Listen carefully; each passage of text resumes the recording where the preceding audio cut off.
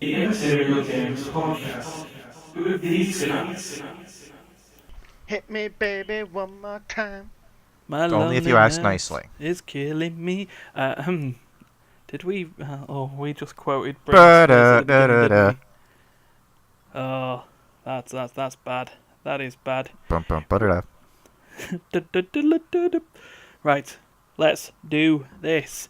This is the Immaterial Gamers Podcast, episode number. 44? Yes, that sounds like the correct number. 72. 72? No, that's 5 1 months away. million and 5. Yeah. Or as it was in that one Monster Prom episode I put in there, episode XX, for the idea of us doing an audio only. Yeah. Yeah, I just added there as an image for an audio only version of a Monster Plum. Monster Plum! Isolate that audio cue. Put that in the fucking Shattered Reflections intro. Oh, Monster Plum. And Monster the best Plum. thing is, You've got me and Duncan who said it simultaneously. Yep. Monster Plum! So I'm good. For this and more flubs, please check out the rest of the Immaterial Gamers back catalogue. Now, anyway, I'm Ryan, flub extraordinaire, and then I've also got Duncan. Goodbye, Ryan. Say goodbye. They've just said hi and bye to me. As I I was said going to hi, say I anyway. never said goodbye. Who else do you have, Ryan? I also have Duncan. That's me. Hey, third time in a row. I haven't had one of those in like almost a year. Yeah, and then we've also got Stefan. Woohoo! There we go. It sounded awfully like D at that point, but yeah. And then I've got Dariusz.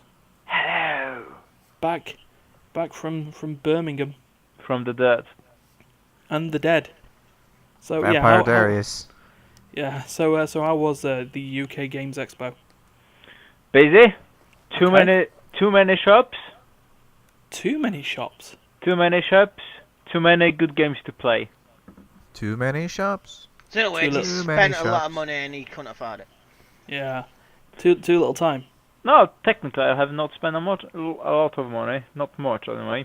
He's Spent Fair some. I spent some, but it's way below 50 quid. He's part. Oh, good. Below 50. Yeah, below 50. Goodness. Don't trust That him. means he got a game. Hey, maybe 50 quid's nothing to you. That's like I 900 get- Canadian I dollars to got me. free games. I think That's my I running got joke. free games from the expo. Yeah. You did. Yeah. You did post one into our Discord, didn't you? A dwarves game. Yeah, that was one free. Yeah. He got two Very free excited games about free games. Yeah, 2 and free games and one which one I he bought. paid for. See, I know what he's done more than he knows. And I wasn't even there. Yeah. Gosh. I'm concerned.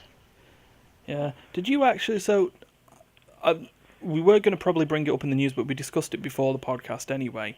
That dodgy story that happened in the Game Expo. Were you witness to that? Did you see that going down? Nope, I don't know what time it was. If I would knew, I could pinpoint my position where I was. But definitely nowhere near that. Nowhere near. No way. I didn't hear. I didn't see anything of it. He would have pinpointed himself on Google's map. Yeah. Here we go. Ryan's helpful hint. If you're going to be a GM at a Games Expo, maybe let your players know about the the content of what you're going to be running before you Run it. start discussing. Well, for one, it's an Right. expo. For one, just don't have it in for one because it's meant to be a family thing. People Yeah. are there with families. Yeah. They're Yeah. not. Fair enough. In other words, if it was like rated 18 only, then fair enough, stick it in. Do what you want. The Dungeons and Dragons things, Mhm. Yeah. most of them were 18 only. Well, if Okay. it was in one of them, I don't see it being much of an issue. Most of them were. I'm not That'd sure. be- I'm not sure if that one, Most people don't want to roleplay rape, you know? It's like... but I will assume so. It happens in life. People have to deal with it.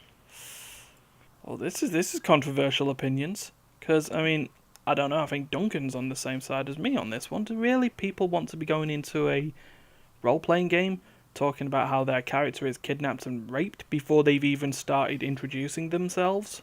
Oh yeah, this is coming from Ryan where he let me get raped in our D&D game basically. Well, there is a different story when your character gets raped due to the course of the actions and story which you are taking, and I got raped by yeah. Happening that literally in the first second of the game, like it's like a setting of the theme. The game begins just after you getting raped. That's not really good. He has to start somewhere. Yeah. Okay. Yeah. No, Darius, I agree with you on that one. It's a dodgy setup before your fantasy, role playing thing, of which you're going in there to have fun. And remember, this is the problem with role playing.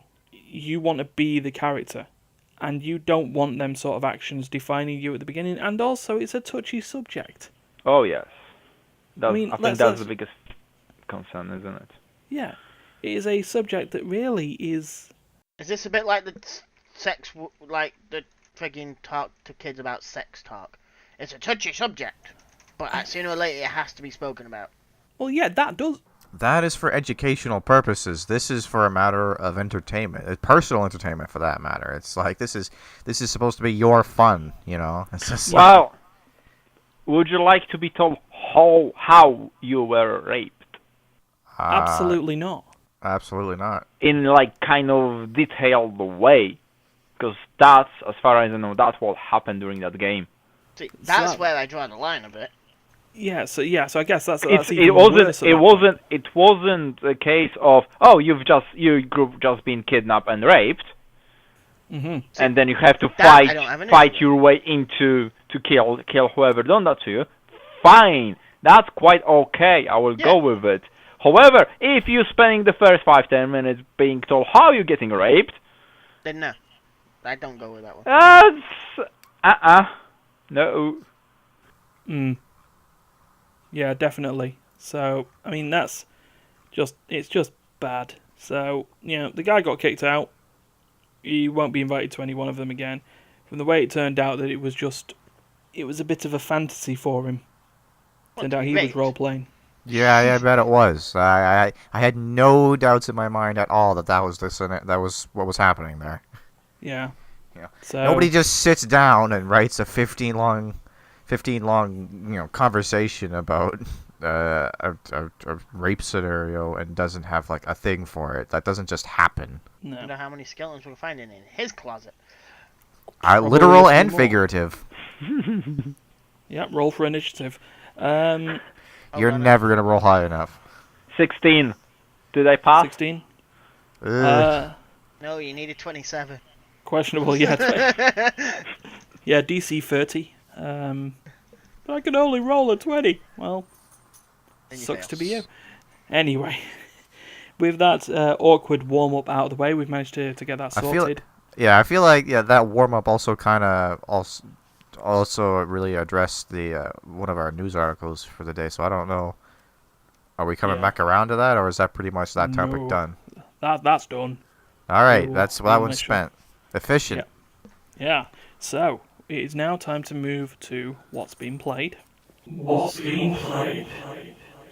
And based on that, we're going to try and do this a little different this week, mainly because tomorrow is the planned release of Shattered Reflections, which means we can skip that out of the wrap-up. It'll be a Black Mirror rewatch podcast. It'll be out on June the 5th, is the plan. So, when you say tomorrow, you're talking about like the future of tomorrow, right? Like the release date of this video tomorrow. Correct, yeah. I gotta think. Stop breaking the third wall. The third wall? The third wall? Yeah. Now that's structurally unsound. Breaking the third wall. 2 walls isn't a room, that's just a corner. So the way that we're going to do this, we're going to do quick fire what's been played this week. So, we've each got a game, I assume, that we've played. We get 5 minutes. You can ask questions in between that. You go and explain what you want. But after 5 minutes, we move on. So.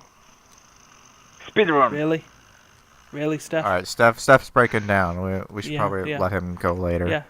No, I was going to say, for based on that, we'll go Steph first, but You know what? Actually, we For will do. 5 minutes, just here. Oh, Yeah. the tables have turned against you, Steph. Yeah, What? so Steph, off you go, mate. I have not played anything, to my knowledge. I played LoL. Played a lot of LoL. Well, you can Have talk you about actually League talked of about Legends. LoL? I mean, I talked about League of Legends last week, but I don't think you've had Yeah, a talk about it since Do we we started actually have playing to it. talk about games? Can we talk about programs? Well, no, that's what Shattered Reflections is about. No, I don't mean like programs as TV programs. I mean like a... Software. Yeah.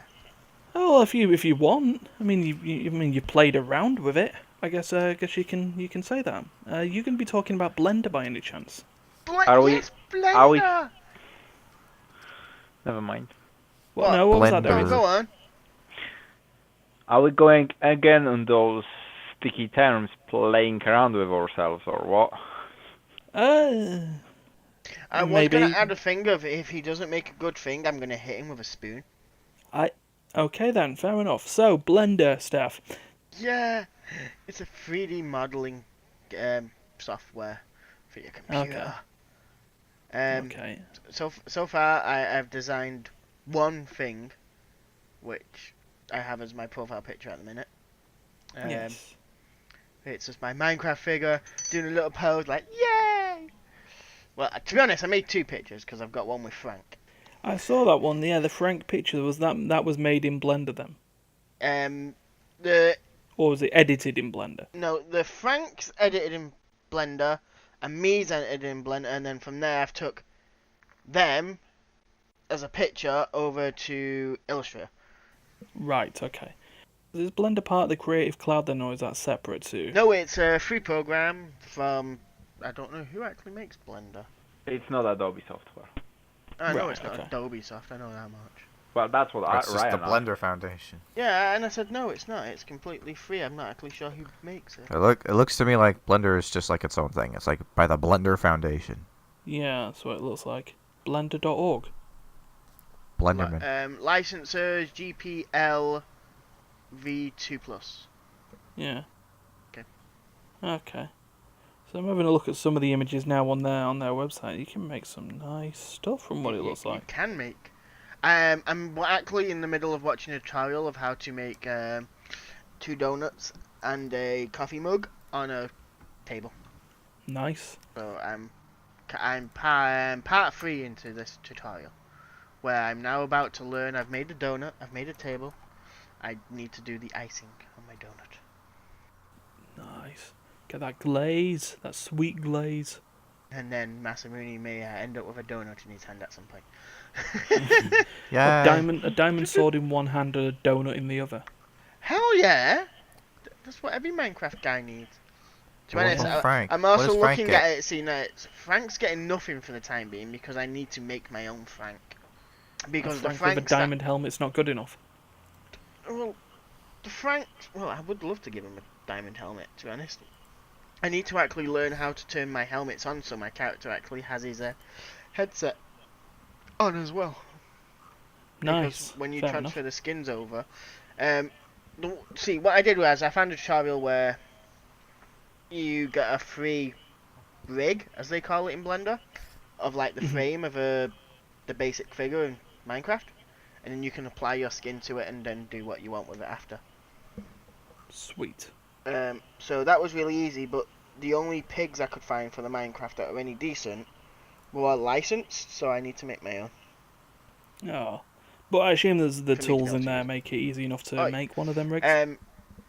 I'm not sure yet, because that's why I'm kind of doing a tutorial of just how to make a donut and that first make shapes.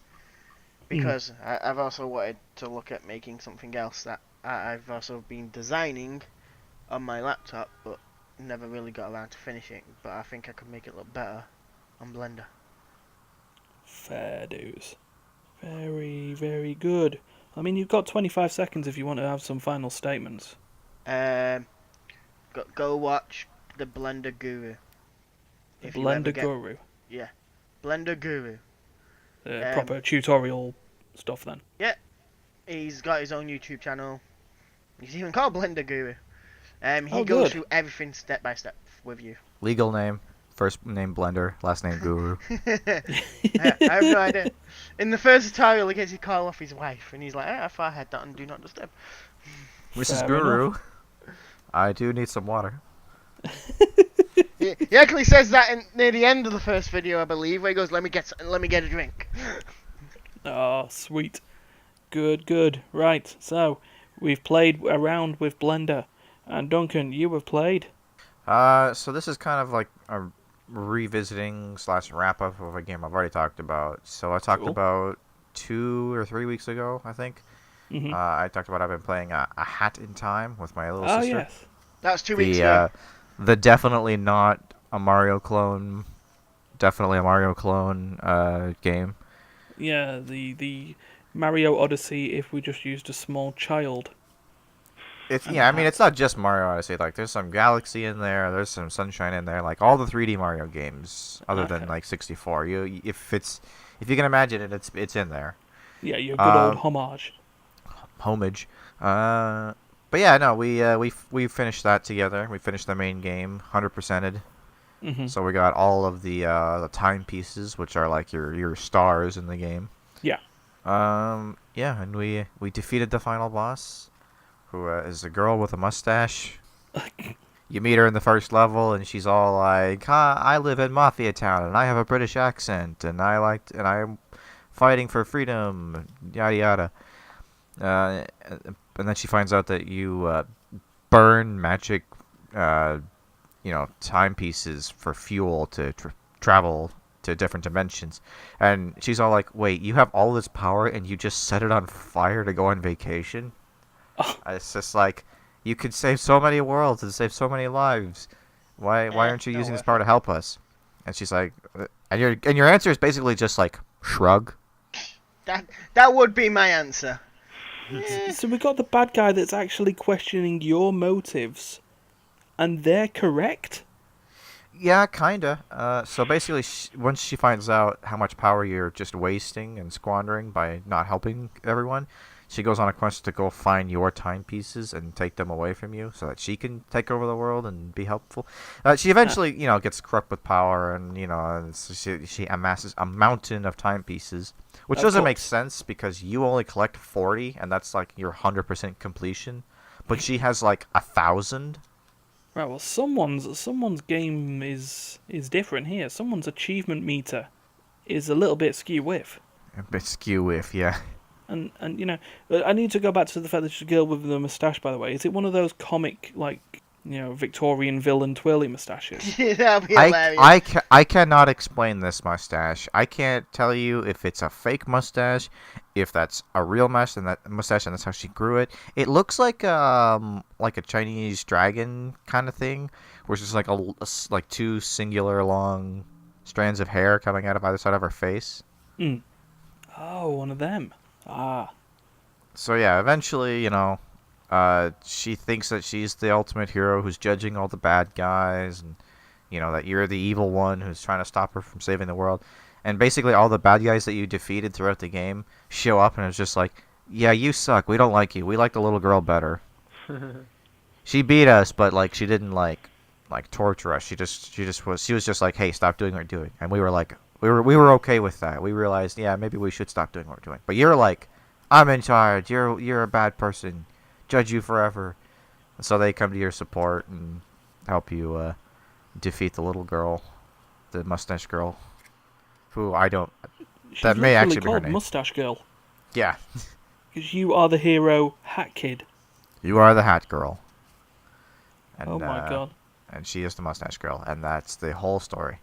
And Fair eventually, you gave her you have the option at the very, very end of the game to give her one timepiece to try and save her town, let her, have the justice that she wanted, but on a smaller scale. Mm. But the game says oh, you might not make it back to your home planet if you give away this timepiece, and then you never find out whether or not you actually do or not. You never realize the consequences of your actions. It's a real Telltale kind of ending where it's your action didn't really matter. It's just kind of how it made you feel is what was important. Yeah. Oh, so yeah, nice. that's basically how the game ends. It was fun. I was really starting to get into it at the end actually. When it's actually a really satisfying kind of game once you learn how the movement and stuff works. There's a lot of mobility. the game's fairly floaty. It's fairly forgiving for like grabbing on ledges and stuff. You can jump up to like 3 times. There's a lot of it's very satisfying to move once you get the hang of it. So I enjoyed it. Apparently there's DLC, and we may or may not play that. We'll see. Fair enough. Well, if you do, we'll probably explain that again on the next time. See where that goes. But yeah, that's a Hat in Time and Blender. Darius, you're up on the block, mate. What have you played? Well, I've been playing quite a lot of games, so I'm not sure if you want to do a special episode with me or not. Okay. Due to the... It's going to be talking about all these convention-y games. Yes. Well, I would like to, but I don't have time. I've got only 5 minutes. So I've played few good ones, played few great ones. Luckily, I didn't choose any boring ones. Oh, good. Could you talk about one or two of your favorites? One of the main reasons why I went there was to meet the guys from Awaken Realms. Ah, yes. They're the ones who did the Siege Storm, was it? Yeah, for example, Siege Storm. For Siege Storm, actually, that's not the Awaken Realm game. That's Awaken Realm Little. Oh. But they have made the Nemesis. Ah, yes. Your good old big alien believe me. game. Yeah, believe me, Nemesis is going to be small comparing to the next 2 games. Oh my god. Well, actually 3. Okay, on a scale of 1 to Gloomhaven, how big are these games going to be? Over Gloomhaven? Oh, Jesus Christ. 11 is the correct answer. 2 of them will be over Gloomhaven. The other one, Etherfields. Yeah. It's big in scope, but not as big in content. Right. If you get me. So you're not gonna end up with like hundreds of figures and 5,000 cards. But you will find like the story, the actual campaign. It's going to be much more diverse, much more immersed, much more, basically. Just more. Yeah, just more. So if we are in the aspect of Etherfields. Okay.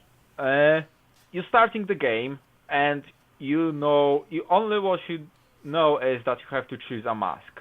You're choosing 2 masks, based on your own intuition, let's say. So you have like a creepy. You've got like Silent Hill or creepy masks, like bad guys, or zombies mask, or a twisted bunny from like Alice World.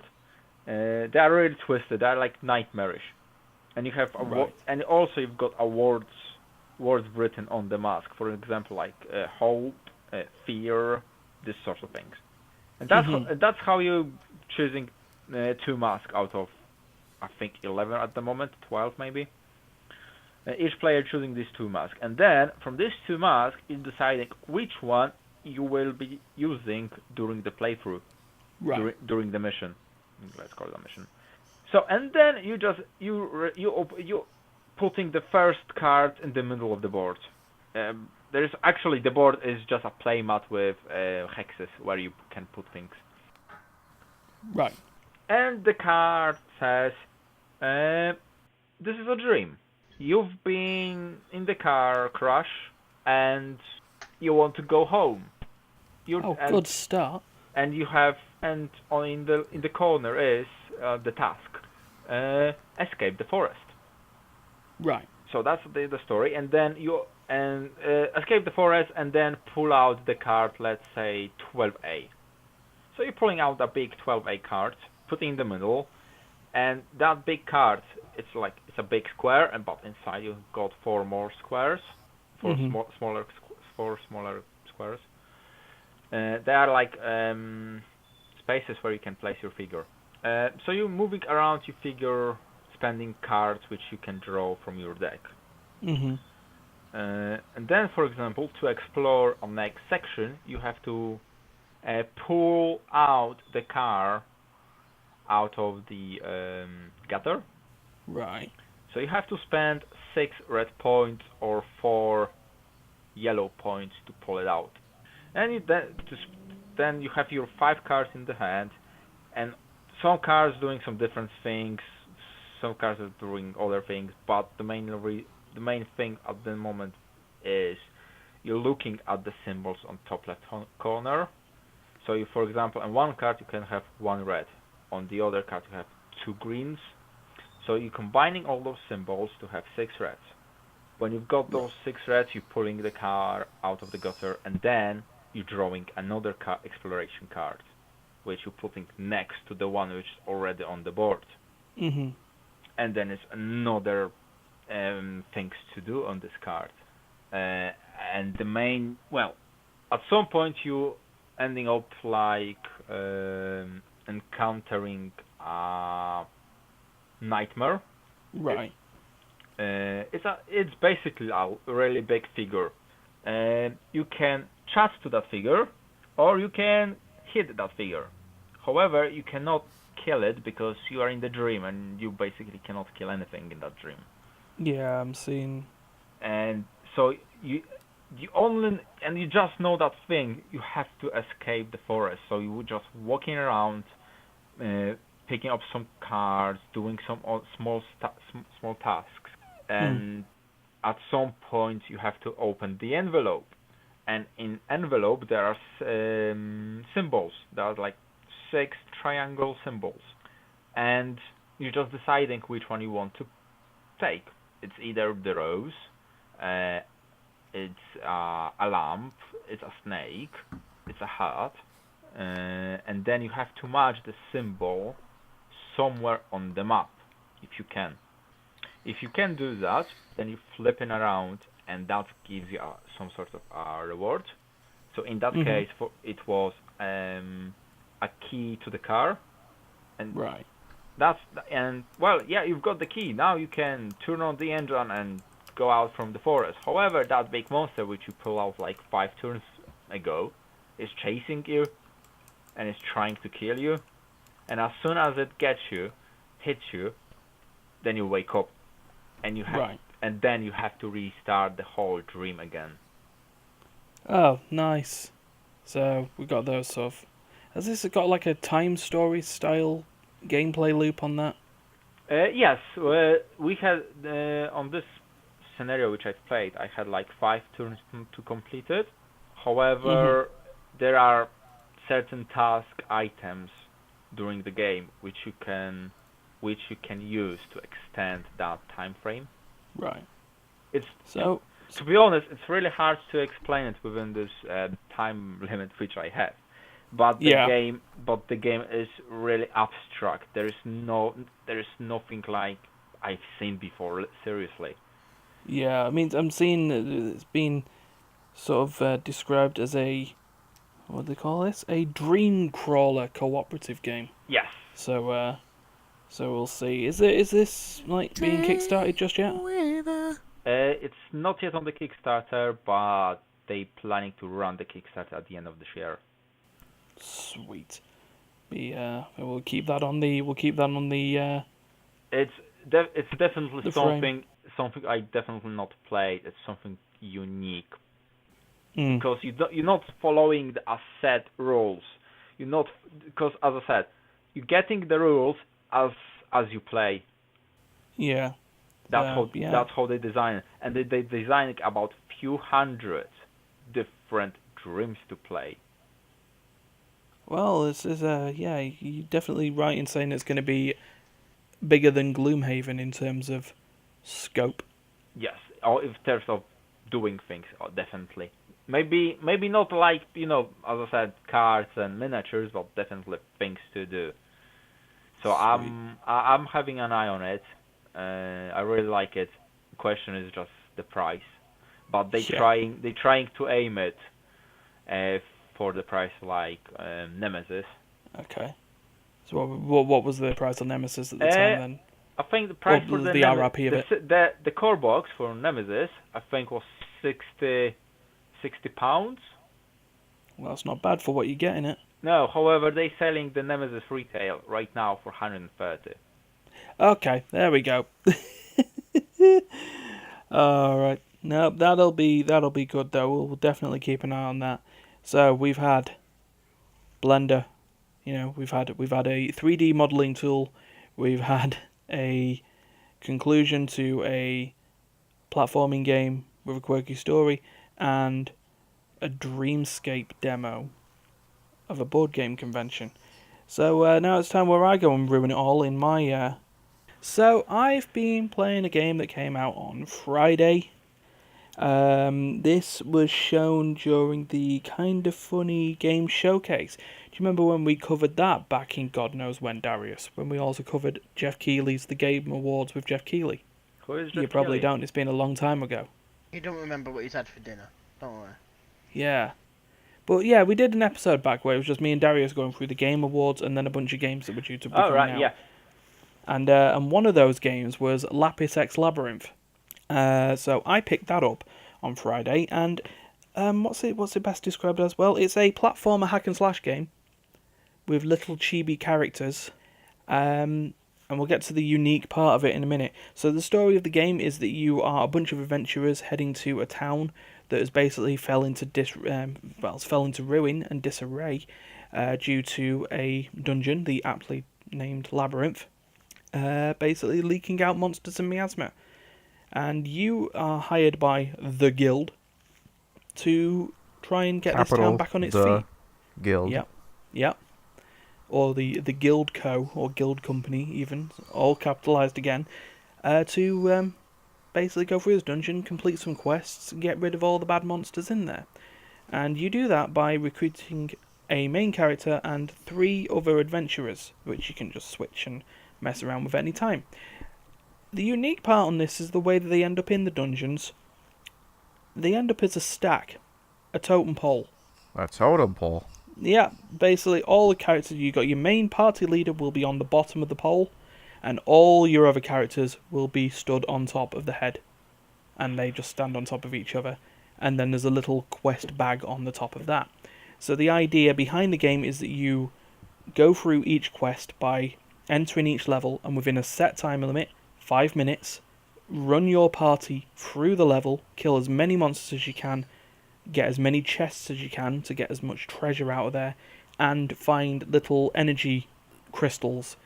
You hit them, and they will then power up a warp gate that will allow you to move on to the next level or the boss within that 5-minute time limit. You can then switch the characters on the bottom of the pole, and they all have their own little, move sets and stuff like that. So I'm just using a warrior, a defender character. So he's got a sword he's got a shield, not a sword, and an axe, and he just goes around doing little defendy, hitty stuff. You've got other characters like the witch that can just cast spells at long range and hit enemies from afar. But the way that you can do it is that your main character will do all your basic attacks, but then you can get the other characters on the top or the other levels of the totem pole to do support attacks, and then you've got a special move where they'll all just land on the ground and hit their super moves and stuff like that. And it's really quirky and fun and really over the top. And there'll be points in it where you'll just do enough damage to enemies, and you'll enter a fever state where everything starts dropping nice shiny colourful gems everywhere, and some of the walls will now start glowing, and you can hit them and get more gems, and they'll buff up your characters for that run through, because they'll start they start at level 1 each time. Whether it's kind of got roguelike elements in a sense. In just that each run through the mission, they'll start at level 1, and the monsters will increase in strength, but you won't. I assume there's some ways that you can boost your starting level in further runs. But so you'll just sort of gain experience, and they'll get stronger through that. But there's weird bits that can happen, so that a character can get knocked off the totem pole, and they're then incapable of walking around the dungeon, so they start taking damage. So you can then just touch them and pick them back up again. But yeah, it's really, really funny, and it's out on the PS4 and the Switch, so it might be worth looking at. So Lapis X Labyrinth. I know that was a very rushed explanation of the game, and I've probably not done it much justice, but I throw myself on the same arbitrary time limits as everyone else. So I would say I'm having fun with it. I'll certainly probably have more fun with it. I'd give it a look. It's just weird enough to give it a try. Yeah, it must be a hell of a workout for the guy on the bottom who's got to carry all the other people. Yeah, it's like I say, it's a bit weird because they're all chibi-fied as well, so it's just like they're all little cartoony characters. But yeah, if they rotate, never skip leg day, and everything will be great. Never. Every day is leg day. Yeah. If you walk, every day is leg day. But yeah, so that was... If you carry 4 people on your back, every day is leg day. Ah, well, yeah. I mean, at that point, everyone should be just built like Doritos. No wonder they're chibi. They're not like... It's not like an artistic choice. They've just been crushed and widened by their totem pole adventures. Oh, man. They've just gone wide. So, that was what's been played. So it is now... That's what's been played. It is time to move on to news time. Mexican dinners. Mexican dinners? News time. No. Why not? Is there Mexican dinners in the news? No, there is not any Mexican dinners in the news. But we were talking about the Switch. It is a console, yes. Yeah, we briefly talked about it when I went through my 5-minute review of Lapis X Labyrinth. I don't even know if that's how it was called. It might just be called Lapis Labyrinth, and the X is just stylized. But still, who likes Super Smash Bros? I enjoy a Smash Brothers. Yeah, who likes VR? Under the right context, I don't. I'm okay with like shooty VR. I don't do the horror stuff. Ah, okay. But sure. Who likes VR in Smash Bros? I don't even know what that means. So this is under the rumors section. You may as well have just said like pasta in space. Like I don't know what that means. What would that do? So I'll get to that then as a quick one. According to Steph, you find some great news sites. I'll tell you this. Lootpots.com. There is more places that have mentioned it, by the way. It's just that's the one that I know. It's on my phone first. Yeah. So based. So we know about Labo. I have heard about these cardboard VR toys. Well, are they even toys? Is there a VR element to it, or are they just they're just like accessories, right? They're accessories generally. Each Labo set has been a sort of a different things. You could fold them, cut them out, put them together, and you could make a robot walking suit, which you could then use to do stuff. You could make a piano, so they had a music box. But one of their most recent ones is a VR controller, which, to be honest, it'll just be a pair of cardboard goggles. It'll be like Google's cardboard system. But they're apparently, according to a data mining of Super Smash Bros. Ultimate announcements, there'll be VR modes, or at least a VR mode, in the game. Which, in a chaotic game like Smash Bros., you wonder how the hell that works. Like what? Like you can see like a 3D rendering of your screen? Are you gonna put yourself in the body of the character and play as Mario? Yeah, are you gonna be first play as person? Link? Yeah. Dude, I've been thinking that for a long time. It's just like ever since the Wii came out, I was like, the future. Now I will actually act out the character that I am attempting to play as. And then it's just like, you just twitch your wrist side to side and push buttons. It's the same thing as it always was. Lie to me. Yeah, but I guess VR in the Switch would be. I found it by Eurogamer as well. Okay. I mean, I had no problem with it. Loot Pots is one hell of a name. But how do you feel about VR invading everywhere? I don't think it's gonna do well for Super Smash Bros. If it does, it's gonna be really weird. I, for one, do not welcome our new VR overlords. Yeah. I think I don't know, man. I feel like VR is kind of like the video game equivalent of 3D, where it's like under specific circumstances it can really add to the experience, but in a lot of situations I feel like it's just kind of like, I'd really rather just play the game normally, honestly. You know. Yeah. Like I say, there are specific applications where it's really cool. Like some like shooter, like first-person shooter VR games that are kind of fun. You know, like it's a very different experience playing a shooting game when like you actually have a 3D environment to interact with as opposed to just a flat screen to look at, you know. And you know, instead of like fixed, you know, video game controls to work with, you actually have your actual hands and can do things that you couldn't do in a video game. Like you could put up a shield with your left hand and point it this way and shoot with your right hand this way or around the shield. Yeah. Like you get, you know, like there are things like that that are really cool in VR, but I just don't see. You know, maybe if I saw it, it would blow my mind. But I don't see how VR is like a good for Smash Brothers. I don't see it. Yeah, no, I agree with you, and I'm coming from a person. You know, a non-zero amount of the Immaterial gamers wear glasses, and one thing I've noticed recently, because I've got a VR headset. I got one for Christmas. Not the big ones, just one a Google Cardboard style one that I could put in there. It turns out my eyes don't do the VR properly. Oh. Sort of.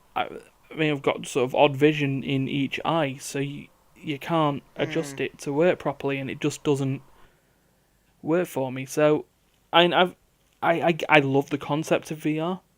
See, growing up, the issue you have with that is, can you wear your glasses with the VR set? Not really. Because, see, this is why I like the PlayStation's VR. I've only tried it, but I've never used it. I've never bought it. But it has enough room still for you to still wear your glasses pretty comfortable. Yeah. Oh, no, I'm not saying it's not the fact that I can't see without my glasses, and that's what affects the VR. I'm more on the idea that I think one... This sounds weird in saying it, but I think one eye is off-centered to the other. It's not like a lazy eye or a... So I have a lazy eye. Sort of I know that. Sort of perception on that. But I feel I actually see more out of one eye than I do out of the other. So it's... You know, your one eye is breaking into another dimension. You can see things that other people cannot see. Yeah, so you know that's where I'm coming from, and I like inclusivity in gaming. I guess I like, you know, people being able to all play something. So maybe that's just me. But you know what, Nintendo, you do you. Stuff works for you, stuff doesn't, and even the mistakes you make doesn't stop you from, you know, doing something. I mean, look at the catastrophe that was the Wii U. And that's that ended up being Switch 0.5. They're unstoppable, man. I've said it before, and so have other gaming commentators.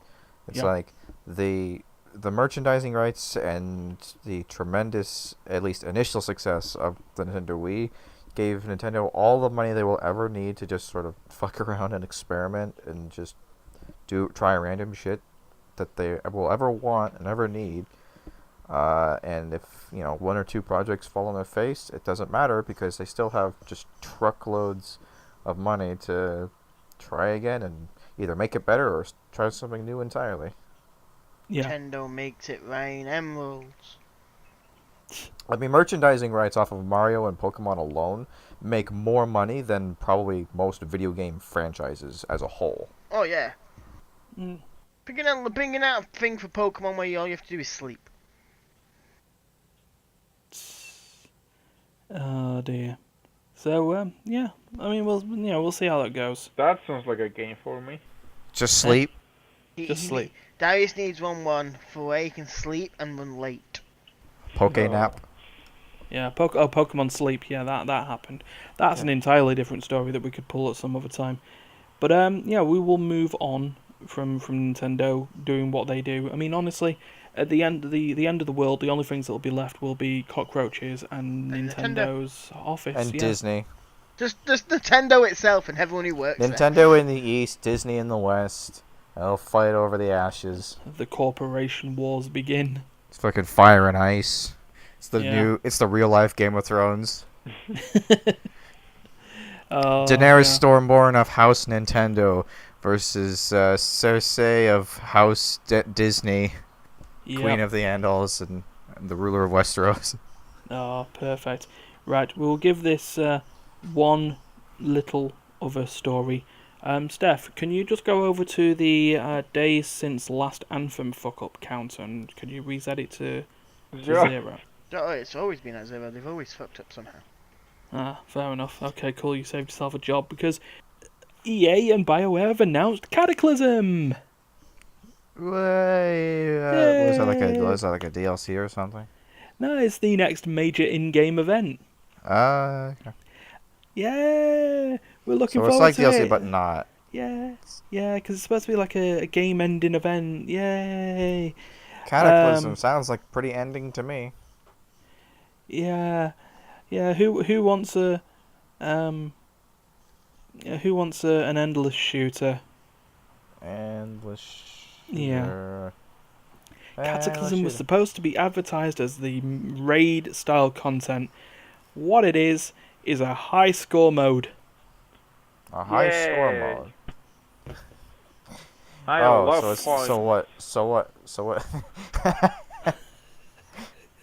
I was trying to go into my angry mode there, and I just couldn't because of Darius. So what? Is this kind of like a horde mode kind of thing, or is this like go until you die and then kill as many enemies as you can before time runs out? Oh, it's not a raid. Oh boy. It's not a raid. It's kill enemies before an in-game timer runs out. Cool. So like no like world building or like little side story. No characters and sub bosses or planning or strategy. I mean, I guess there's a little bit of planning strategies like shoot. The plan is shoot and don't die. Shoot much, kill fast, don't die. But this is what we've been waiting for. All the bug fixes and the delay, and we've waited for not even a raid. The Division 2 had a rough start, and they've brought out their 8-man raid. And it's fucking awesome, if not hard, from what I've heard. You know what? Fuck Anthem. I never picked up Anthem. It's just like, I'm good. You technically never I'm happy picked with the up games I've Destiny, already got. I basically bought it for you. Did you? I don't even remember. I mean, not Destiny, Division. Which division's that then? Number 1. Number 1? You never bought got that for me? 2. Yeah. Yeah, I think I played that for like 3 hours. And the first thing you did when you got on it was complain about the birds. Freaking birds just flying through buildings, man. It bothered the shit out of me. This is like, what, you're not even going to try? It's just like, there's just birds clipping through buildings. Well, Division 2 does have deer running through vehicles. Don't get him started on the deer. Nope, not happening. Not happening. Okay, I think it's time to get ready to wrap this up, but not before. Deer will go through a vehicle, all right. Not in that way, though. So we're gonna play a game. Do you want to play a game? Now let's bring it back to our oft forgotten segment, the Oddest. The Oddest. The Oddest. The oft forgotten because we've only done it like twice. We've done it once. Once? We've done it once? I gave you the benefit of the doubt. I thought maybe there would have been another one in there somewhere. Yeah. So long ago, early in our Let's See What Works idea, we went and played The Oddest, which was see if we could survive from bawling out in laughter the Oddest Sims 3 patch notes.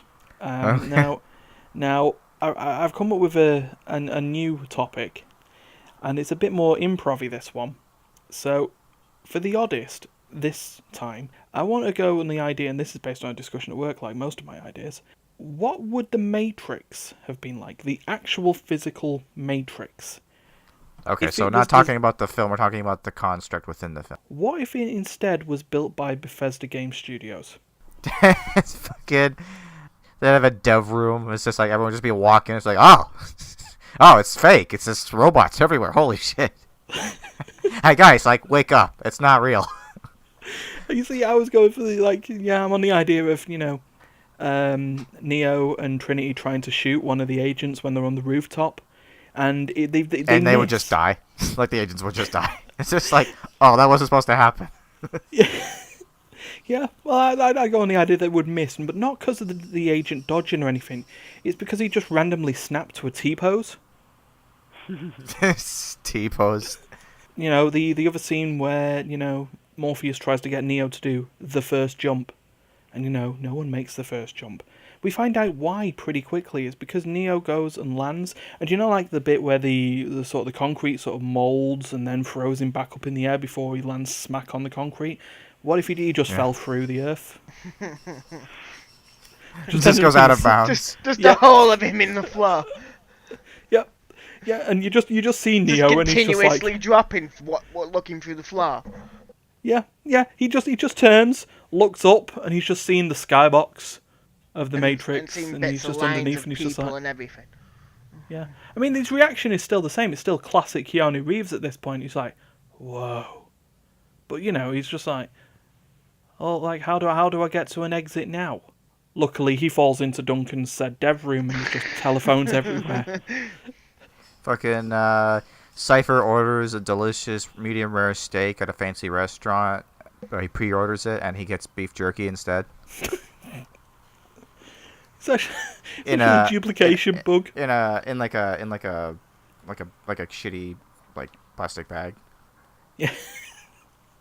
Yeah, just the wrong items. If they made it, wouldn't we just somehow hack our way into their secret room and find the true one? What, just the original anomaly? In fact, actually, they actually the walkthrough. They don't need the key maker, do they? Because they just no clip through the floor. Yeah. And then the architect is just sat there and he's just like, that's the dev room. It's the architect's room. He's just like, your band. Start banning people. Banhammer. God, that's how people die in the Matrix. It's just a DDoS kick out. Just a Windows error message. Dung. Unknown exception. System crash. Yeah. I guess we'll have the last one on that then. It'd be the point of that in the first Matrix as well, sort of Trinity and Neo, they end up in the elevator before they do we don't use an elevator because we're super people, so we'll just fly up on some cables. No, they get in the elevator and it starts going up and they never make it to the top of the building because they've suddenly entered an infinite loading screen. Infinite loading all screen. I'm imagining is you see like the Apple's loading mouse just appear in the mid between them and they're just like they're loading the beach the ball colour wheel and they're sat there looking at it.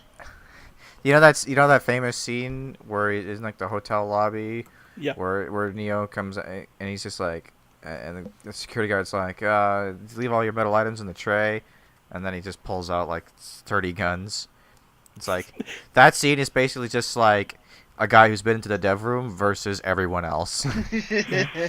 I've just thought that's a bit more awkward because then his items are accidentally duplicating, so he's just pulling out this 9mm over and over again because he's just like, look, sorry. Yeah, he doesn't need to reload. He just has Wait, extra guns. Would the security guards just have a thing pop up in front of them? Please lower your firewall to let them have access. Maybe, but Neo crouches and they can suddenly pickpocket the guard. So it's just how it works. Being distracted by this pop-up window. Morpheus shows Neo that special room where they can just load themselves up with all the weapons and gear that they want. But it's all price gated. Like everything's been put on for sale, quote unquote, like half off, but that's actually just the price it was released in. He's like, that'll be £20. It's like I didn't bring money with me. I literally you just put me in here. You put a spike in my brain and now I'm here. I don't have money. It's like unfortunate. Better luck next time. Just Morpheus just like, well, if you're not here to trade, and just boots him out. Just like, just let me out. Let me out. Yeah, that'll be 300 Matrix bucks. And okay. That'd be 300 blue pills. Okay, one last one, and then we'll wrap this up. Neo is there, and he's on his snogfest with Trinity after they've managed to save the world or whatever. There's that bit in Matrix 2 then. Yeah, in Matrix 2 he's saved the bullet, and then he looks at her and he recoils in disgust as the texture for Trinity is just slightly off. Is she gone like Minecraft style? Her texture hasn't loaded, so it's all just like blocky and blurry. Yeah. Yes. She looks like Steve from Minecraft. Yeah. Minecraft skin. So she's like got the... Yeah. Yeah, and she's got like the leather jacket and the leather overalls and stuff. But where her face is, it just says error. Wouldn't she just look like Tomb Raider? Oh, Lara Croft, the old PS1 with Lara comb Croft. tits. Trinity becomes Lara Croft. That's what she'll become. Oh man. Except if Bethesda really was, the developer for the Matrix, there would be no rave. There would just be people bitching and moaning about how they didn't get their bag. They didn't get their canvas bag. and yet, Morpheus and Neo and Trinity are all walking around with canvas bags. They're the influencers. Yeah, they're the influencers, and they're just like, what the fuck? Why did they get the canvas bags? Oh man, you know what? I actually like this. I think we need to do this more often. Just a bit of like creative bullshit. We'll get that going. But we will wrap this up now. So if you liked what you heard and the crazy stories that we had and the other stories that we talked about, please like, share, subscribe, comment. And don't forget to kill each other with Roombas. Yep. Yeah, do that. We'll go through the quick content schedule again. Mondays, role-playing, not in my games. Tuesdays, the podcast, like this one that you're listening to now.